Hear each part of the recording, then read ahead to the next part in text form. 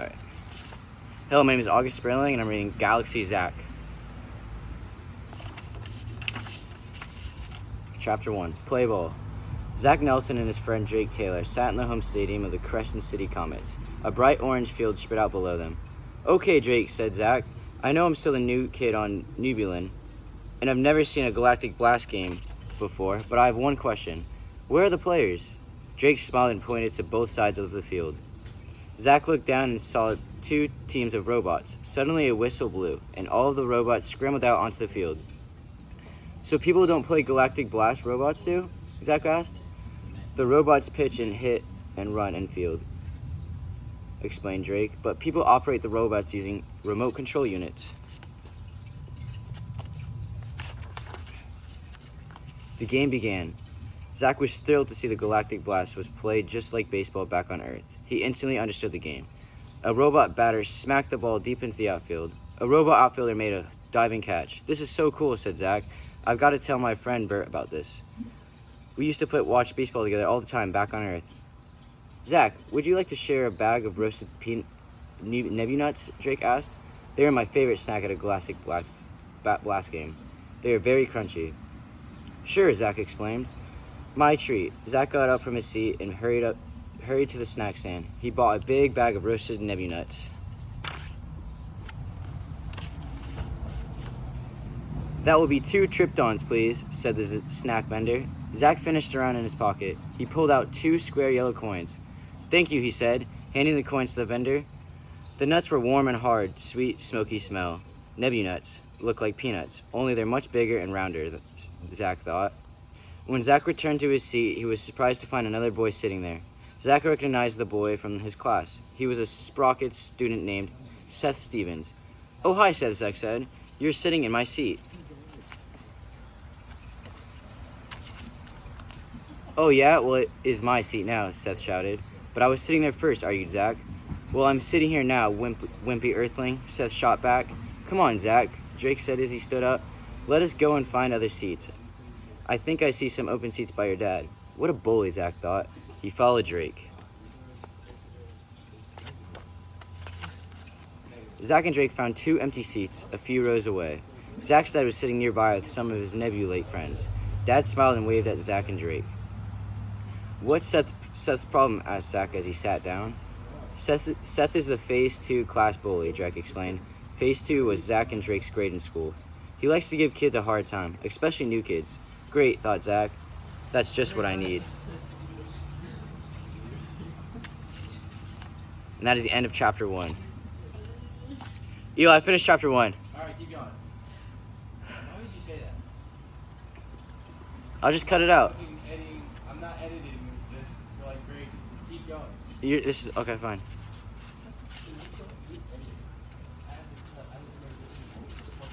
No, you don't, dude.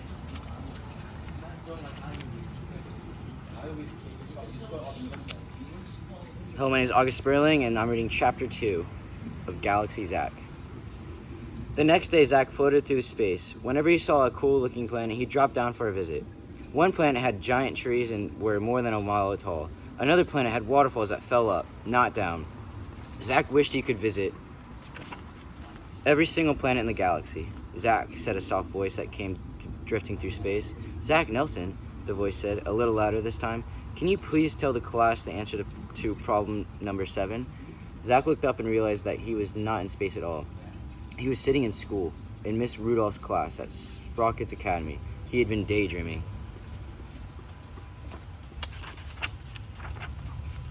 Zack scratched his head. 42, he replied hopefully. The whole class giggled.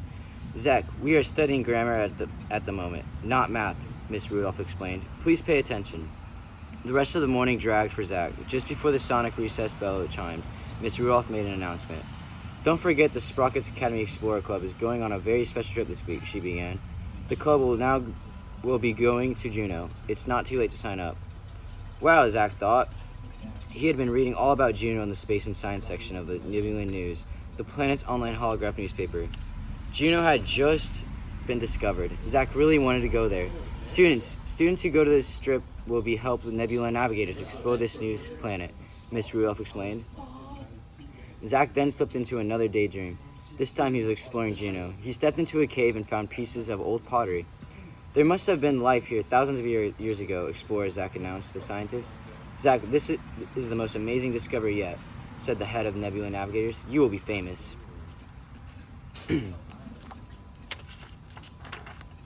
Zach imagined a series of Z-Mail news blasts. Each one had a giant headline. Zach Nelson makes most important discovery ever. Zach Nelson invited to join Nebula Navigators. Zach Nelson, boy genius. The sonic recess bell suddenly chimed, and Zach snapped out of his daydream. Permission slips are up on the school's Sprocket Sphere site. Please have your parents sign them and zap them back to me, said Miss Rudolph. Everyone quickly rushed out of the classroom. Who are the Nebula Navigators? Zach whispered to Drake. They're the most famous space scientists on Nebulan, Drake explained. They explored other planets. Cool, replied Zach. I really want to go to Juneau. Great, Drake said. I'm a member of the Sprockets Explorers Club. You should join. I will. That way we can explore the galaxy together and make great discoveries, said Zach. Not if I make them first, Earthwimp, said Seth Steffens. Seth pushed past Zach and ran out into the play zone of recess. And that is the end of chapter 2. Hello, my name is August Sperling, and I'm reading chapter 3 of Galaxy Zach. Zach and Drake stood just outside the play zone. Why does Zeth have to do stuff like that? Zach asked. Why does he have to call my names? I can't help if I'm not from Nebulon. Try not to let it bother you, Zach. Drake said Seth thinks he's getting better than everyone else. Why? Asked Zach. His father works at Nebucon, Drake explained. But so does mine, Zach pointed out. Yes, but Seth's dad invented the Torcus Magnus, the fastest bike on Nebulon. Dorcas, mumbled Zach. What did you say? Asked Drake. Never mind, said Zach.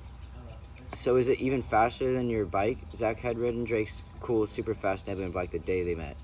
Twice as fast, Drake replied. It will not even be in the stores until sometime next year. Of course, Seth already has one.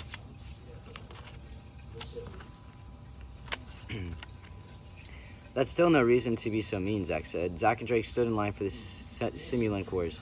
The course is the most popular recess activity. None of them hoops, ladders, hurdles, or barriers are real. They were all 3D holographic images, pictures of objects that looked just like the real thing. But that didn't make it any less fun. Zach's turn came. He dashed down a narrow path. Then he jumped up over a blinking fence, dropping to the ground. He crawled through a long winding tube. Done, shouted Zach. Pretty good, Drake said, looking at his galactic standard watch. 22 minutes. Big deal, snarled Seth. I did it in 18 seconds. You Earthlings are so slow. Zach tried his best to ignore Seth. That is the end of chapter 3.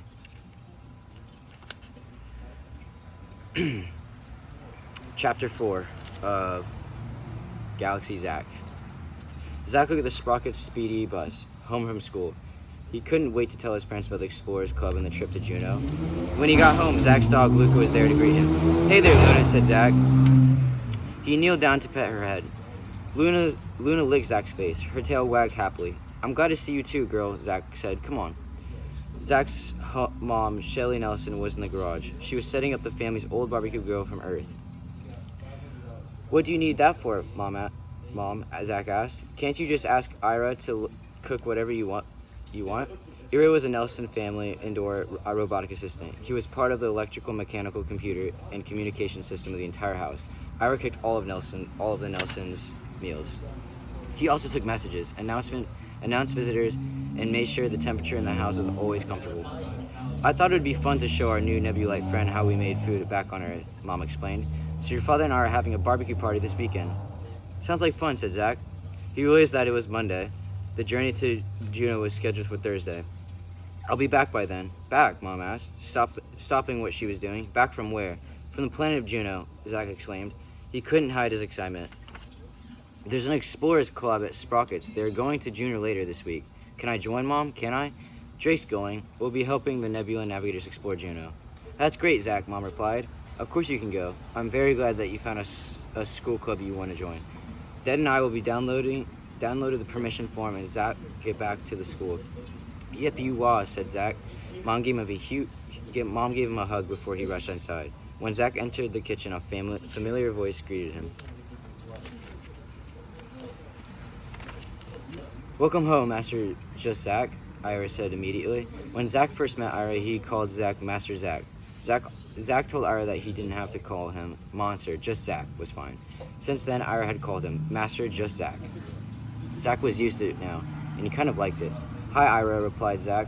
May I have some peanut butter cookies? Certainly, said Ira. A plate full of cookies popped out of the slot in the wall. Zach grabbed one and took a bite. You sure these are peanut butter cookies, Ira, he asked. Actually, Master Just Zach, they are Nebunut cookies, Ira explained. Peanuts do not grow in Nebulon. These are pretty good, said Zach. But peanut butter is my all-time fave. Zach grabbed a few more cookies and stepped into the elevator. The door slid shut and he took off sideways. And that's the end of chapter 4.